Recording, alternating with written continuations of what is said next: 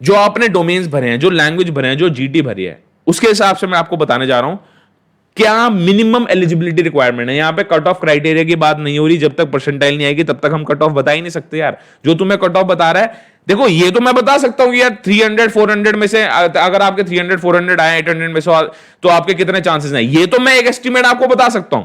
But अगर आपको ये बता रहा है कि हिंदू कॉलेज के सोशियोलॉजी ऑनर्स की ये कट ऑफ जाएगी, एलएसआर के बीकॉम ऑनर्स की ये कट ऑफ जाएगी, तो वो मूर्ख है और आपका मूर्ख वो बना रहा है, पागल आदमी पागल बना रहा है आपका। एक व्यक्ति इस समय at this point of time नहीं बता सकता किसी कॉलेज की कट ऑफ कितनी जाएगी, काउंसलिंग कैसे जाएगी। मैं आपको फैक्ट बता रहा हूं। ये जरूर बता सकता है कि आपके चांसेस या प्रोबेबिलिटी कितनी है, बट हर एक कॉलेज की हर एक कोर्स वाइज मतलब कट ऑफ ही बतानी शुरू कर दी, इट्स इम्पॉसिबल।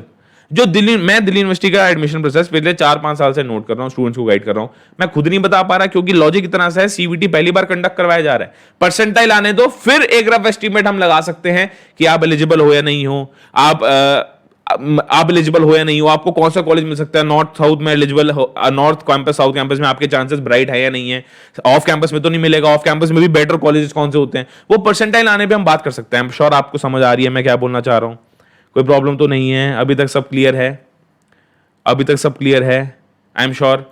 अब मैं उन स्टूडेंट्स की बात यहां पे कर लेता हूं। अब आपका एक नेचुरल सा सवाल होगा, सर आपने ये तो बता दिया कि कौन कौन एलिजिबल है, केस लेट्स भी बता दिया, अब आपका एक नेचुरल सा सवाल ही होगा मिनिमम एलिजिबिलिटी रिक्वायरमेंट क्या है, मतलब कितने लैंग्वेज होने चाहिए, कितने डोमेन्स होने चाहिए, कितने जनरल टेस्ट होने चाहिए, मिनिमम रिक्वायरमेंट कितनी है। एक तो ये पूरी की पूरी पीडीएफ, अगर अभी तक आपने टेलीग्राम ग्रुप ज्वाइन नहीं किया तो कर लो, बहुत इंपॉर्टेंट है यार। Those who are out of competition, Delhi university के लिए नॉलेजेबल हो, वो सारी चीजें मैंने आपको यहाँ पे बता दी। केस 1 बता दिया यहाँ पे, फिर केस 2 बता दिया, यहाँ पे केस 3 बता दिया, सारी चीजें आपको यहाँ पे दिख रही होंगी। ये सारी पीडीएफ मैं आपके पास टेलीग्राम ग्रुप्स पे डाल दूंगा, free of cost Telegram group है, इंडिया का बिगेस्ट टेलीग्राम ग्रुप, उसको ज्वाइन कर लेना यार, आपको काफी हेल्प होने वाली है दिल्ली यूनिवर्सिटी एडमिशंस में।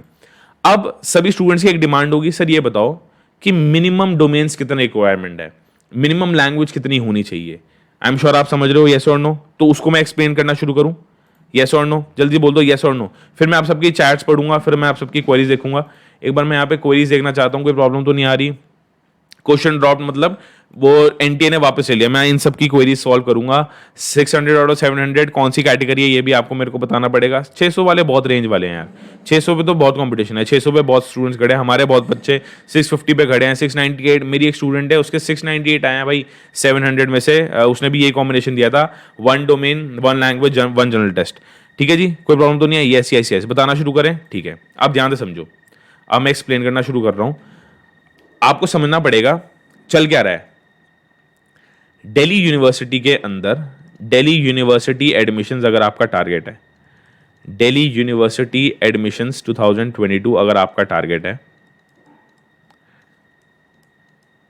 तो भाई पहली बात तो इतनी सी है, सीयूईटी होना कंपलसरी है, सीयूईटी देना चाहिए। अब सीयूईटी के अंदर भी 2 कॉम्बिनेशन है, इन दोनों कॉम्बिनेशन में से अगर आप कोई भी दे दो तो आप मैक्सिमम कोर्सेज के लिए दिल्ली यूनिवर्सिटी में एलिजिबल हो जाते हो। मिनिमम रिक्वायरमेंट क्या है, या तो आप 1 लैंग्वेज आपने दिया हो, ठीक है जी, या तो आपने क्या दिया हो 1 लैंग्वेज, पार्डन माय स्पेलिंग्स पे यार इतना नोट मत करना, या तो आपने 1 लैंग्वेज दे दिया हो, 1 आपने डोमेन दिया हो, ये वो डोमेन होना चाहिए जो आपके क्लास 12th में ऑलरेडी था, ये वो डोमेन होना चाहिए जो आपके पास क्लास 12 में था, और एक जनरल टेस्ट होना चाहिए। ठीक है, या तो आपने ये कॉम्बिनेशन दिया हो। घबराना मत, यहां पे स्टूडेंट बोलेंगे सर मैंने जनरल टेस्ट तो दिया नहीं, मैं क्या करूं। अरे सुन लो पूरी बात, ये पॉसिबिलिटी 1 है, इसको मैं लिख देता हूं पॉसिबिलिटी 1, P1 लिख देता हूं, पॉसिबिलिटी 1। एक है पॉसिबिलिटी 2। बहुत सारे स्टूडेंट्स ऐसे होंगे जिन्होंने ये दिया ही नहीं, उन्होंने क्या दिया, उन्होंने इंस्टेड क्या दे दिया, सबसे पहले उन्होंने दिया 1 लैंग्वेज। देखो यार, एक लैंग्वेज होनी तो कंपलसरी है, चाहे बीएससी के कोर्सेज करो। बीएससी के कोर्सेज में क्या है, 30% आपके मिनिमम मार्क्स, 30% एलिजिबिलिटी क्राइटेरिया, मतलब अगर कोई फिजिक्स ऑनर्स करना चाहता है तो उसके मार्क्स तो पीसीएम में कैलकुलेट करे जाएंगे, मेरिट उसकी पीसीएम के बेसिस पे कैलकुलेट होगी, बट उसको लैंग्वेज देना भी कंपलसरी है। और लैंग्वेज देना ही कंपलसरी नहीं है, लैंग्वेज में 30% स्कोर करना भी कंपलसरी है। ये eligibility criteria, course wise eligibility criteria भी मैं आपके पास डालना शुरू कर रहा हूं। 1 लैंग्वेज, या तो आपने 3+ डोमेन्स, मिनिमम 3 होने चाहिए, 3 से ऊपर दे दिया तो वेल एंड गुड है, या 1 लैंग्वेज दियो, 3+ डोमेन्स दिए हो, और ये 3 डोमेन्स अब आपको पता लग गया है, ये क्लास 12 के मार्क्स, मतलब क्लास 12 के सब्जेक्ट्स होने चाहिए ये। ठीक है जी, इन दोनों में से ये मिनिमम एलिजिबिलिटी है, आपके पास एक लैंग्वेज हो, एक डोमेन हो, एक जनरल टेस्ट हो, काम चल जाएगा।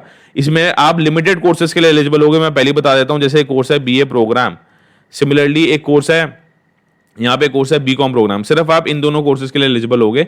हाँ, यहाँ पे आपने मान लो डोमेन में मैथमेटिक्स दे दिया तो बीएमएस, बीबीएफआईए, बीबीई, बीटेक, इन सब के लिए भी एलिजिबल हो जाओगे। डिपेंड करता है कौन सा डोमेन आप दे रहे हो, बट वो क्लास 12 का होना चाहिए आपके, ठीक है।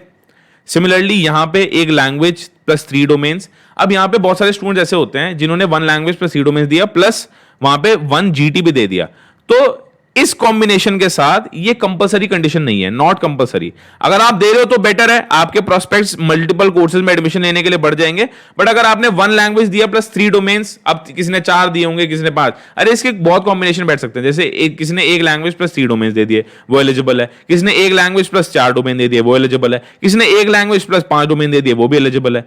तो ये सारे एलिजिबल है, कोई प्रॉब्लम नहीं है। अगर किसी ने 1 language plus 3 domains plus 1 GT दे दिया, वो एलिजिबल है। अगर किसी ने 1 language plus 1 domain plus GT दे दिया, वो भी एलिजिबल है। मिनिमम रिक्वायरमेंट ये है जी, ये दो जो मैंने साइन लगाए हैं आपके पास, ये मिनिमम रिक्वायरमेंट्स है, ये होने चाहिए। अब यहां पे जनरल टेस्ट होना कंपलसरी नहीं है। अगर 1 लैंग्वेज प्लस 3 डोमेन है चल जाएगी, 1 language plus 1 domain plus general test चल जाएगा, 1 language plus 3 domain plus general test तब भी चल जाएगा। ये मिनिमम रिक्वायरमेंट मैं आपको बता रहा हूं। बहुत सारे स्टूडेंट यहां पे कहेंगे सर मैं तो जनरल टेस्ट नहीं दिया, मैं एलिजिबल हूं। हाँ यार, 1 लैंग्वेज प्लस 3 डोमेन होना चाहिए। तो आई एम श्योर आपको एलिजिबिलिटी समझ आ गई है।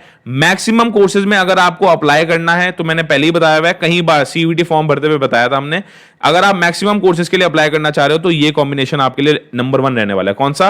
1 लैंग्वेज प्लस 3 डोमेन्स। अगर 4 डोमेन दोगे तो उससे बढ़िया कोई बात ही नहीं है, 5 डोमेन दोगे और बढ़िया। 1 language plus 4 domains plus 1 general test अगर आप दे रहे हो ना, तो इससे बढ़िया कोई कॉम्बिनेशन नहीं है अपने ऑप्शंस मैक्सिमाइज करने का। बट अब सीयूईटी हो चुका है, दोबारा तो सीयूईटी फॉर्म भरोगे नहीं। सीयूईटी 2023 की प्रिपरेशन कर रहे हो तो मेरे को एक बार ज्वाइन करना, लिंक मैंने कमेंट सेक्शन में डाल रखा है। हमारा न्यू बैच 15 सितंबर से स्टार्ट हो रहा है। ये मिनिमम रिक्वायरमेंट है दिल्ली यूनिवर्सिटी एडमिशंस की। इसके बाद स्कोरिंग होगी।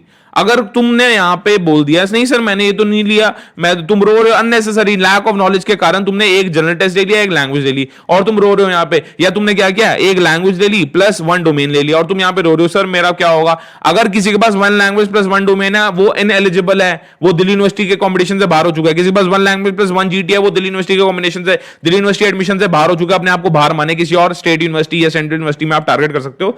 डीयू आपके लिए इस साल ओपन नहीं है। डीयू का एलिजिबिलिटी मैंने आपको यहां पे बता दी।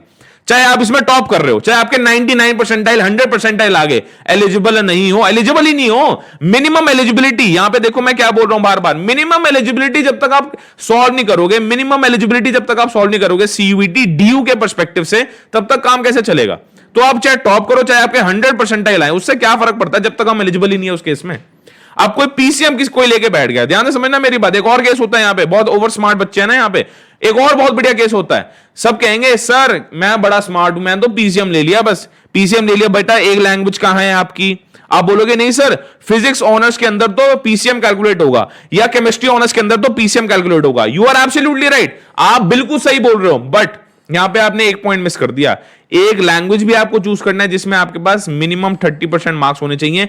भले ही आपकी फिजिक्स ऑनर्स की मेरिट के अंदर ये लैंग्वेज का कोई रोल नहीं है, कैलकुलेट होगी फिजिक्स केमिस्ट्री मैथ्स के बेसिस पे ही।